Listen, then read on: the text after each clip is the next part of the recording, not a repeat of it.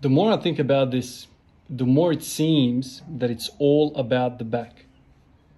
Just think about it for a sec. If you train the back, every lift in powerlifting benefits.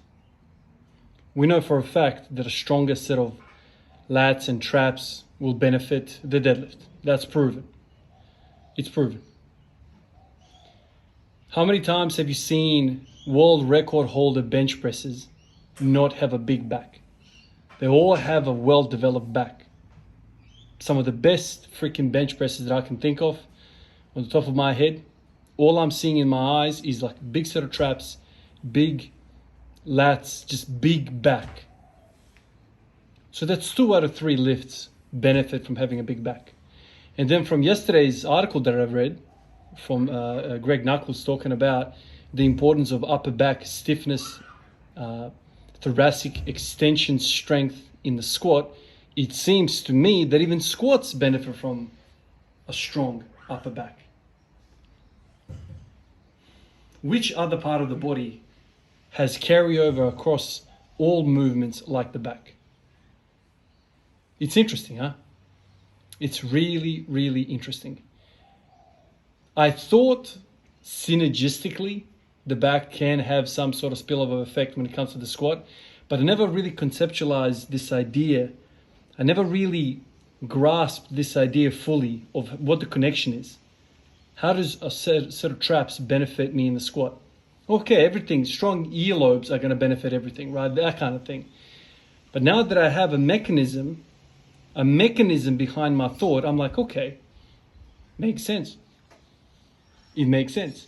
Even if you somewhat disagree with what Greg Knuckles talked about in the article, linking the upper back to the squat and why the squat is weaker than the deadlift for most people, even if you disagree with that, you can appreciate that a bigger back is going to somehow, even if you can't really conceptualize it, somehow help the squat. Even if you believe that the squat and deadlift can never be the same number on the bar. Maybe a select few people that have, a certain type of leverages of the body, maybe these type of people can do that, but to say across the board that squats and deadlifts for most people should be equal, it's kind of far-fetched.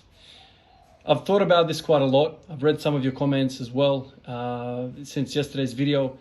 I don't really know what the true answer there is, especially when you look at the general population. Most people do not have equal squats and deadlifts, especially kind of the lighter frame guys. If you're looking at people that are 150 kilos and above and they look like a freaking bowl, with big guts and whatever, okay, you can see how that can happen. But for most people, squats are a fair pace away from the deadlifts. That's kind of what I've been thinking about. And I kept thinking about, okay, let's talk about the back. What is the most effective way to train the back?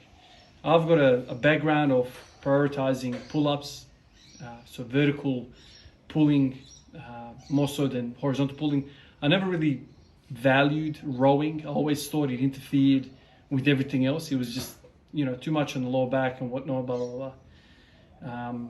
So I've done a lot of pull-ups. Even before I touched the freaking barbell, I spent years doing pull-ups on and off, in the park, for basketball. You just always kind of like do that, especially being a skinny kid growing up. That was kind of like one way to, I guess, not impress people, but it was kind of cool. I can do a lot of push-ups and I can do a lot of pull-ups. And I did that, off and on, watching my dad train when he was young, when he came from the army, and seeing him stay fit. He always did push-ups, pull-ups, all that stuff. So I kind of did that as well. But when I picked up the barbell, I didn't have any special strength. I remember the first time I deadlifted 40 kilos. And I remember feeling the lower back getting smoked. So that kind of leads me to the next thought, which is, if you're going to do one exercise, what's better? Some sort of vertical, pull-up type thing, or a row's better? Now that I'm in the midst of this thought, I would say I think rows are better. Even if they tax the living hell out of your system much more than pull-ups, I think they're better. Because rows are more specifically related to what we're talking about when it comes to deadlifts and squats. Number one, yes, you are training your lower back. You have to maintain that hip hinge for a certain period of time. You are not hanging off a bar like a monkey. There is actual axial loading, and you need to engage your core in a very specific way. Very related to the squats and deadlift. You got to have some sort of a engaged hip hinge. So that's one. Number two, you are hitting traps and lats equally. Yes, you can bias depending on the grip, pronated, supinated, closed grip, wide grip. You can alter that, every which way. But for the most part, you will be hitting more traps when you're doing horizontal pulling, like in a row. I've done, let's say, years and years of pull-ups, and I never had a thick back. I could always kind of get some sort of lat, width, at a skinny person, way. Not that I had freaking humongous lats ever, but I saw growth in my lats. Never saw growth in my traps. Always felt, like I would disappear when I'd turn sideways. Just no thickness about me. So based on those reasons, I think rows are better. Rows are better, but the trick with rows, man, is that do take a fair few more recovery points. Fair few more points than pull-ups. Pull-ups is almost like a restorative freaking thing, man. It's really good for the wrists, for the elbows, for the shoulders, for the back. It's just like, tractions your whole spine, and you feel better doing that. It's less taxing. There's no axial loading. You can still work hard. You can put weight on it and whatever, all that stuff. You can still kind of train your biceps and, teres major, minor, all that kind of stuff, lats. But in terms of traps, I would argue that you're not going to have the same stimulation to the traps like you do in a row. So if you are interested, developing your back, with one punch, you could just do rows. Obviously, you don't have to do one or the other. You can do both. But when it comes to, training, economy, training, efficiency, you don't have a million hours of everything, right? Especially if you're like me and you're squatting every day, and a lot of your training energy and training thought goes into that. I don't want to, have an offshoot where I'm spending 80% of my time doing back. I want to squat. I want a back squat. I want a front squat. I want to put volume in that. And then I want to do something that also benefits the squat. Doing pull-ups, it seems, that doesn't have the same, theoretically speaking, at least now that I'm kind of thinking about it, it doesn't have the same carryover to the squat like a row does, because of this involvement of traps, especially lower traps, erectors, things that are going to be posturally active. And what's a squat? Well, a squat is bar or weight on your back, and there is a postural challenge to that structural integrity. Pull-ups, just these floating muscles in the lats, yes, you can engage them, but because your hands are the way they are when you're kind of back racking it or front racking it, your lats are not in a mechanical position where they can exert force to stabilize your spine. They are when the weight's in your hands and you're doing a deadlift. So doing pull-ups, of course, will carry over to the deadlift, but I would argue that lats are less effective than, let's say, the erectors or the lower traps when it comes to squatting. You need some central muscles to engage, near the spine. These are the muscles that are going to help you keep your thoracic extension intact. Whereas lats are these side muscles which really only engage when you're deadlifting. And I'll tell you from first-hand experience is that when I deadlift for volume, I do get lat DOMs, without a doubt. I also get trap DOMs when I deadlift. So that tells me that if you can do an exercise in one where you can hit the lats and the traps in one, that's great. What's more fun for me? It's not even a question. Like, I love doing pull-ups, always have. Always made me feel good, always had a good response, never had any pains or any trouble doing them. In fact, now that I'm thinking about all of this stuff, my recent troubles with the elbows when it comes to bench pressing, if I just put in a week of pull-ups or even freaking couple of days, I reckon that would go away. It would go away.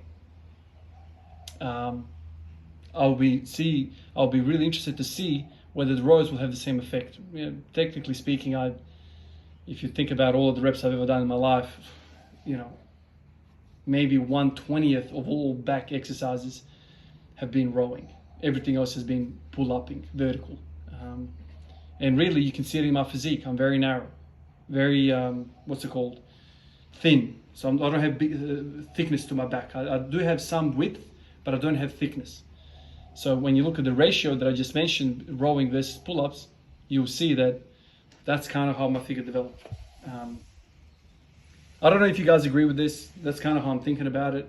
That's kind of how I'm trying to relate it to what Greg Knuckles was talking about in that article. Food for thought. It really is food for thought to me. The idea of having, to target lower traps, erectors. Today I did 2 sets of 10 back off sets with front squats.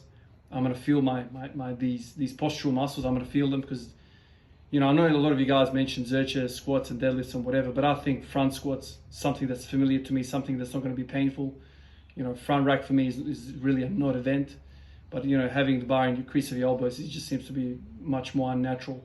So of course the Zerchers are going to work as well, but I'm more at home when it comes to front squats. So front squats is one, and then doing something like a row to target a bit more of that lower trap business, and also get the lats and the rest of the traps, all of that.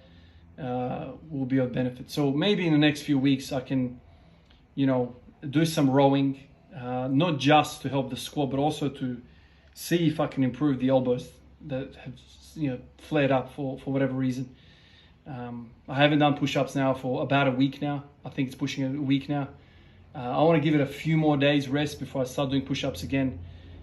There's nothing like being pain-free. I've done lots of freaking push-ups and I was fine until I freaking started doing the banded bench press. That kind of really flared up both elbows. So I need to give it a rest. Not going back to bands at all. Gonna do the rows for a few sessions and then I'll plug back in the push-ups, and then we'll start the journey again with the push-ups, and we'll go from there. So let's see if the rows can address a few issues of mine that I have. All right, guys. That's all I got. I'll catch you guys in the next one. Peace out.